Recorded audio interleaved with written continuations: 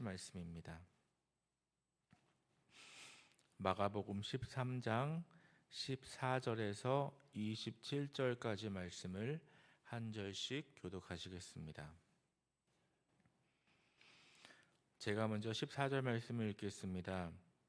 멸망에 가증한 것이 서지 못할 곳에 선 것을 보거든 읽는 자는 깨달을진저 그때에 유대에 있는 자들은 산으로 도망할지어다. 지붕 위에 있는 자는 내려가지도 말고 집에 있는 무엇을 가지러 들어가지도 말며 밭에 있는 자는 겉옷을 가지러 뒤로 돌이키지 말지어다. 그날에는 아이 벤 자들과 젖먹이는 자들에게 화가 있으리로다. 이 일이 겨울에 일어나지 않도록 기도하라. 이는 그날들이 환난의 날이 되겠습니다. 하나님께서 창조하신 시초부터 지금까지 이런 환난이 없었고 후에도 없으리라. 만일 주께서 그 날들을 감하지 아니하셨더라면 모든 육체가 구원을 얻지 못할 것이거늘 자기가 택하신 자들을 위하여 그 날들을 감하셨느니라. 그때 어떤 사람이 너희에게 말하되 보라 그리스도가 여기 있다 보라 저기 있다 하여도 믿지 말라. 거짓 그리스도들과 거짓 선지자들이 일어나서 이적과 기사를 행하여 할 수만 있으면 택하신 자들을 미혹하려 하니라. 너희는 삼가라. 내가 모든 일을 너희에게 미리 말하였노라. 그때 그 환난 후 해가 어두워지며 달이 빛을 내지 아니하며 별들이 하늘에서 떨어지며 하늘에 있는 권능들이 흔들리리라. 그때 인자가 구름을 타고 큰 권능과 영광으로 오는 것을 사람들이 보리라. 또 그때 그가 천사들을 보내어 자기가 택하신 자들을 땅 끝으로부터 하늘 끝까지 사방에서 모으리라. 아멘. 오늘도 하나님의 은혜와 평강이 함께 하시기를 바랍니다. 어제 말씀에 이어서 예루살렘 성전과 부속 건물들이 돌 위에 돌 하나도 남지 않고 무너지는 때에 있을 징조들에 대한 말씀이 이어지고 있습니다.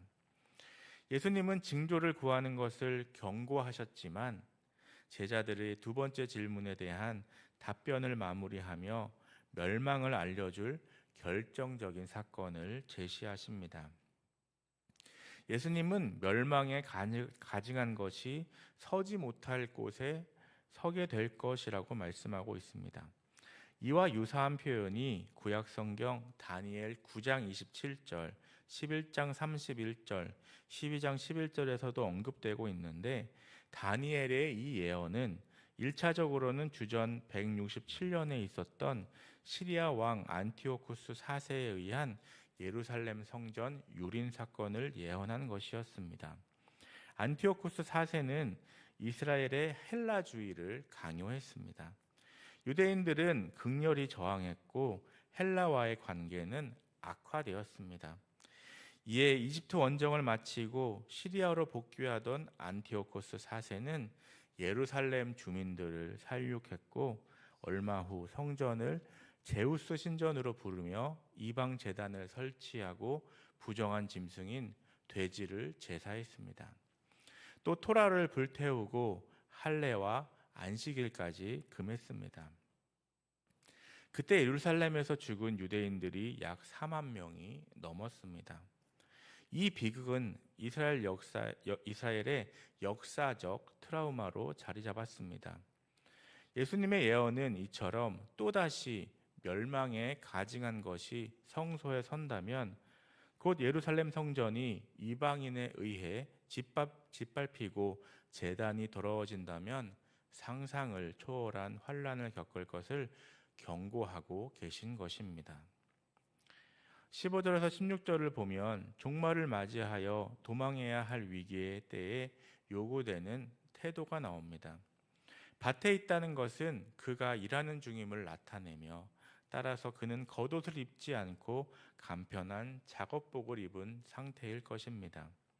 주님은 이런 사람에게 도망해야 할 위급한 상황에서 겉옷을 가지러 집으로 가지 말도록 당부하신 것입니다.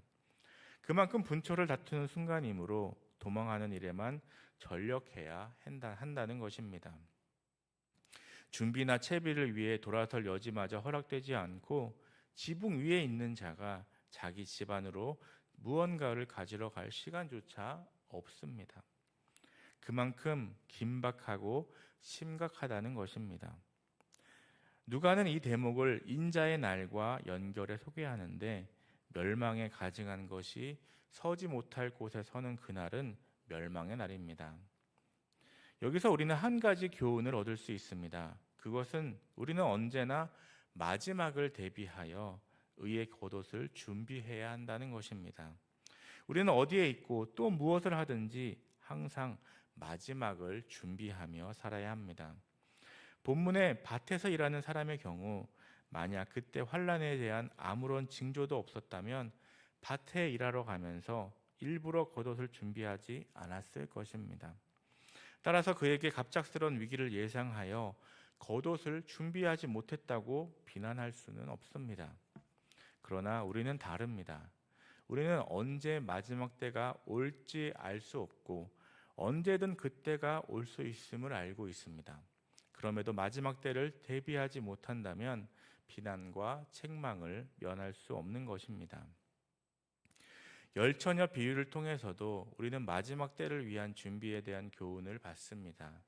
이 비유에 나오는 열처녀는 모두가 신랑을 기다리고 있었는데, 지혜가 있는 다섯 처녀는 등과 함께 여분의 기름을 준비한 반면 미련한 다섯 처녀는 여분의 기름을 준비하지 못하였습니다.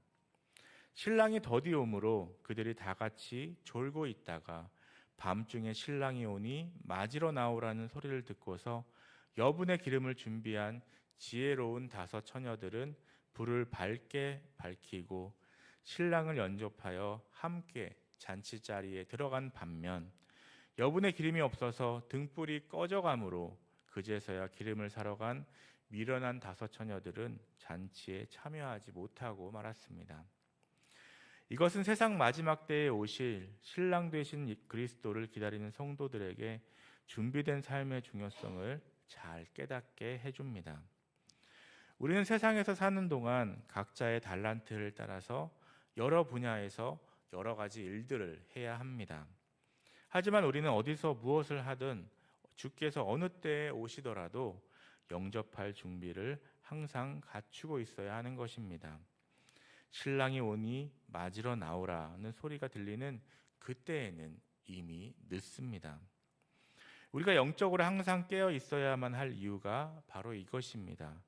많은 사람들이 시간이야 내일도 얼마든지 있으니 오늘은 충분히 즐기고 즐긴 후에 주님 맞을 준비는 내일 하자고 말합니다. 과연 이 사람들을 위한 내일이 있을까요? 아무도 이 물음에 대한 답을 알지 못합니다. 내일은 누구에게도 불확실한 시간입니다. 지금 하지 않으면 영원히 기회를 놓칠 수 있음을 기억해야 합니다. 20절에 보면 하나님께서 그 택하신 성도들을 위하여 환난 날을 감하셨다고 말씀하고 있습니다. 즉 성도들도 세상 마지막 때의 대환난을 겪게 될 것이지만 성도들은 하나님의 긍휼을 입어 구원에 이르게 될 것이라는 말씀입니다. 우리는 하나님께서 환난의 그 날들을 감하시는 방법이라든지 성도를 불신자들과 구별하시는 방법 등에 대해서는 알지 못합니다. 그러나 하나님이 자기의 택한 백성들을 다른 자들과 구별하여 구원하신다는 것은 명백합니다. 그러므로 우리는 앞으로 전개될 어떤 사건들 앞에서도 두려워하거나 무서워할 필요가 없습니다. 특별히 우리를 더욱 안심케 하는 것은 우리의 앞길에는 언제든지 역사의 주인이신 주님께서 함께 하신다는 것입니다. 주님은 세상 끝날까지 우리와 함께 하시겠다고 분명하게 약속해 주셨습니다. 볼지어다 내가 세상 끝날까지 너희와 항상 함께 있으리라. 이 약속은 다른 어떤 것보다도 우리의 마음을 안심시키고 또 힘을 줍니다. 우리는 주께서 함께 하신다는 의미가 무엇인지 갈릴리 바다에서 폭풍과 파도에 휩싸인 제자들의 경험을 통해 확인하게 됩니다. 당시 그들이 처한 상황은 매우 심각했습니다.